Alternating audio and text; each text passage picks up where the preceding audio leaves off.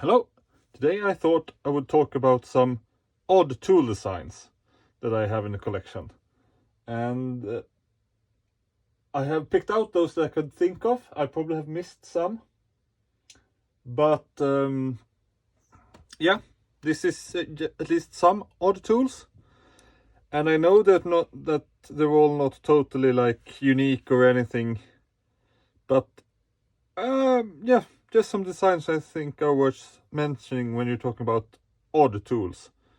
And you probably will have run into some of them, but hopefully something is new to you if you're interested in odd tools. And we'll start with my main interest, the water pump pliers, and these Barco ones that has a worm screw adjustment are one of my top picks for odd designs. These are, I think, one of the single designs here that I actually never have seen anywhere else or anything similar to. That's a lie. I have seen something with similar worm screw actually, but not this complicated. And it's hard to show, but it's like it's the two parts. Then there's a bent part up here that holds the worm, and then the worm itself, and then the bolt. So I can imagine these were quite pricey to manufacture, and that's probably why they weren't around for that long. And compared to many other tools, adjustable pliers, they take quite a lot of time to adjust it. But they work. They're not a stupid design in that way. It's just a little odd, just as I like it. And continuing on, we have the Rotfuss, or Redfoot, German design. Similar idea actually, but with a central, instead of a worm screw, it's more of a pipe wrench adjustment style. And these are still around and are still called Rotfuss.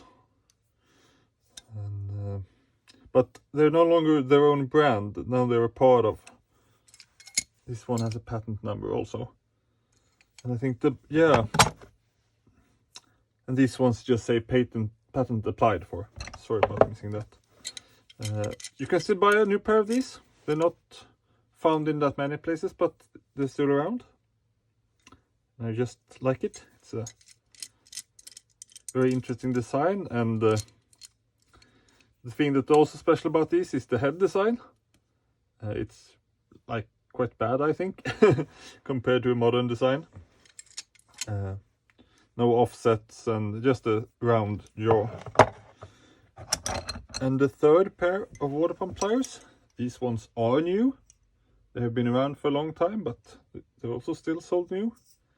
These ones are branded Saltus, but they're made by, why can't I remember the name right now? Well, the same one that makes these. Stangenmøller, or what's the real name for them? I can't remember the real name. But really clunky this adjustment with just 5 positions. And the spring is a bit too strong. I think perhaps you should do something more. I don't know how you're supposed to use them right. And also, the handles don't close that much. So this is the most closed position. And with just 5 positions, I can't imagine this being fun to use at all. But at least they have a bit better jaw design, but yeah, truly weird. The jaw hits that pin. So yeah. There will be lots of adjustable wrenches also, but let's save those for last, because that's a common era thing for fun inventions. So these are crocodile. patent pending on these ones. Oh yeah, regarding these ones also. These, I think these are actually Deutsche Industrie standard. I haven't found a number to verify that, but I've seen that referenced. But back to these. So these are a pair of adjustable pliers with 3 settings. The largest setting, the smallest setting, and the middle setting. So there's teeth inside the handle that allows for 3 different engagements that winds up in 3 different spots. And yeah, there's also a super small setting that doesn't really work. There's no reason to use. I don't know if the patent ever was finished, actually. I might try looking that up. And fun design. Actually something that I think could be remade today. But I haven't seen anything that's referencing that design, so to say. Other than that. And this one's the OK ratchet that made into in a swivel socket wrench design. And this side is the right one, or höger in Swedish, and this one is the vänster or left one. So they ratchet in different ways. So you know you can't switch it around. You have to swap the socket over to the other side to turn it the other way. And this mechanism is quite simple. There's this lock ring that just holds in. I guess you have to say it's kind of like a round head ratchet inside, but without the reversing mechanism. So it's just a pole that's mounted on a spring and the gear inside. So I think since it's okay made, that they were making these socket wrenches already and just thought of a way to turn that into a ratchet. And a fun way, although not perhaps the best, with the non-reversing problem, so to say. So now we get into the adjustable wrenches. Let's start with the big one. This one is Craftsman, and you have a patent number there. I haven't looked up. Well, I might do when on the video. Who has the patent, but since it's a Craftsman, we can say it's some kind of rebrand of someone else. And this is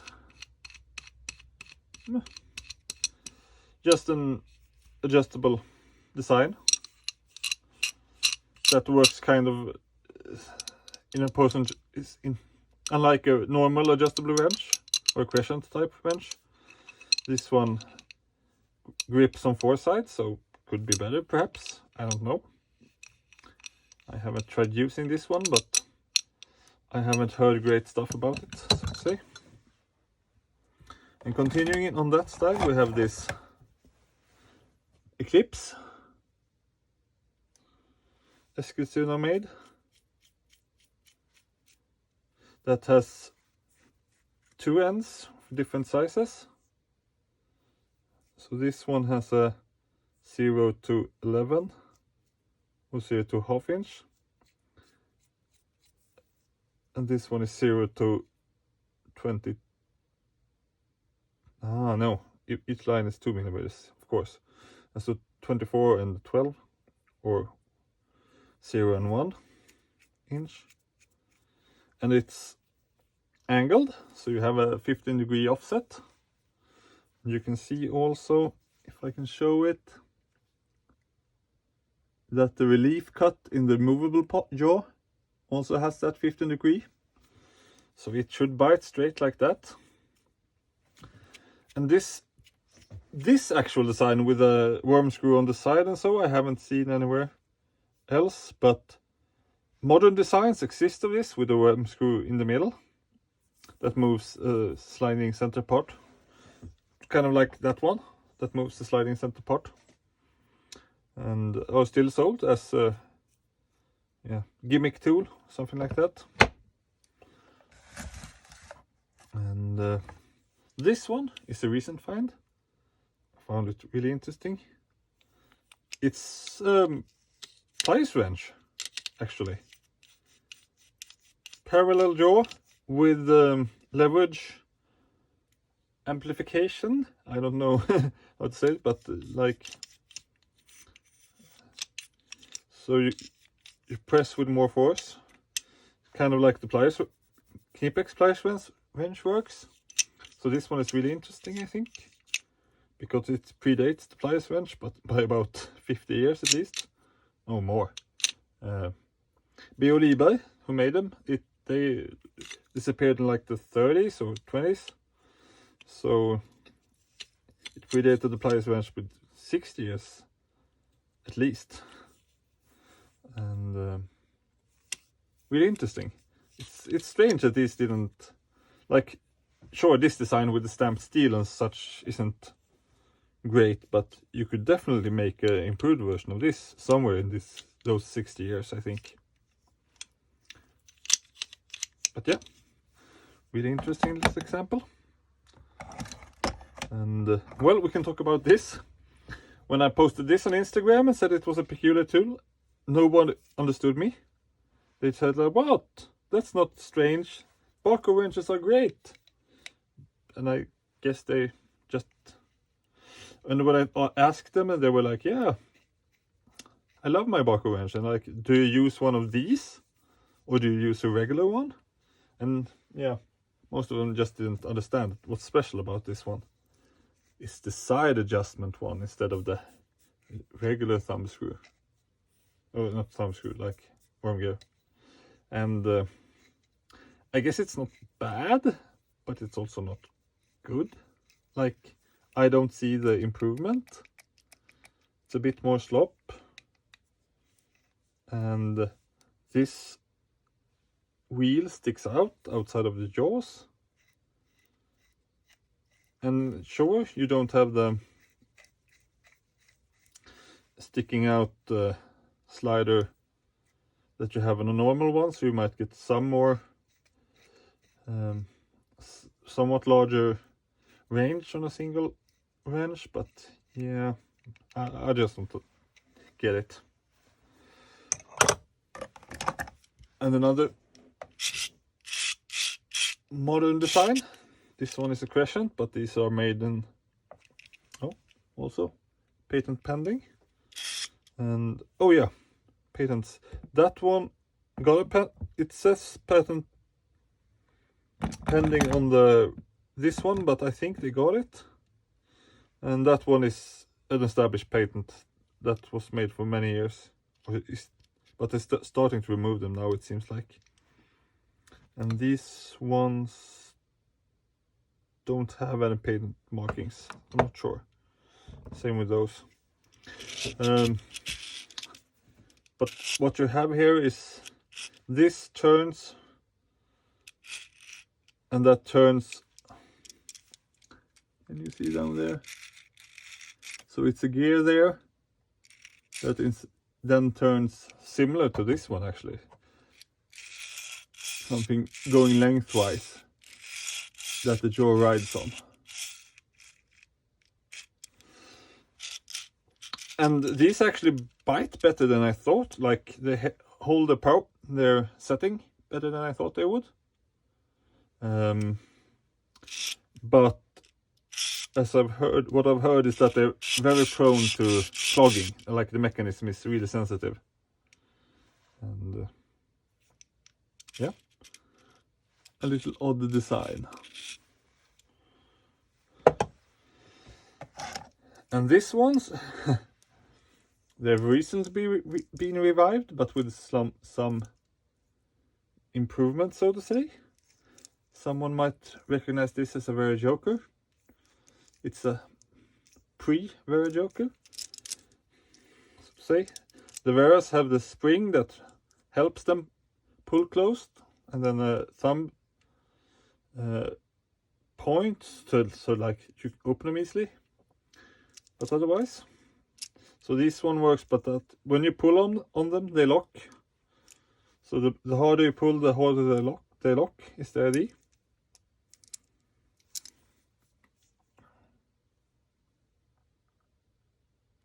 The markings on this one, and I also recently got this larger brother, Platina, also made in Germany.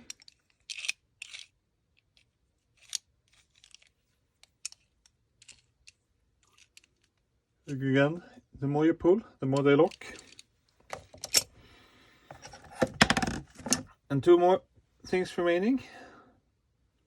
Corona. There you have a Swedish patent number. And these ones are spring loaded, and then also with this little swiveling jaw to make it parallel in all sizes. And these ones can be found really easily without the lower jaw in designs like this, where you just have a spring-loaded upper jaw and then a bottom jaw that's designed to take any size, but not being parallel to it. These ones are common, or somewhat common at least, but this with the swiveling lower jaw is a bit more rare, and I think that made them both expensive to make and perhaps a bit more delicate. I know when I got this and another one I have, they were rusted shut. It didn't take much to get them to rust, I think. And this is the last one I have, and unfortunately this one is an unbranded one. But the thing I've seen this called is a Fitz-all, famous for the podcast that took their name after one. So you have this sliding parallel thing going on here. So you can push it to shut it, but it doesn't open by itself, and you can just drag it, but it still doesn't open. So it's really quick to adjust. And you have a spring that draws the jaw down at all time. And here you have ridges to make it grip better. I would want to find one of these in both better condition and some sort of brand name. But yeah, that's the designs I had for this time. Thanks for watching. See you later.